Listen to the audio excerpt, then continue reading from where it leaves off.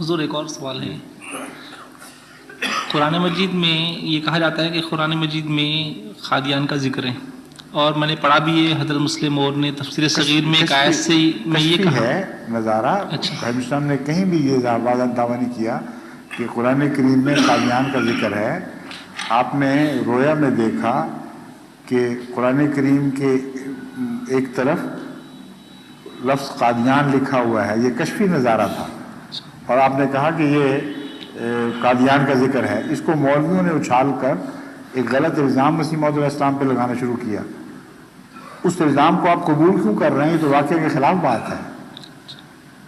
کشفی طور پر قادیان کا ذکر ہونا ان معنوں میں ہے کہ حضرت صلی اللہ علیہ وسلم کا نزول ثانی قرآن کریم میں مذکور ہے، آپ کی بعثت ثانیہ قرآن کریم میں مذکور ہے، تو جس بستی میں آپ اتریں گے اس کا معنوی طور پر کہیں ذکر ہوگا۔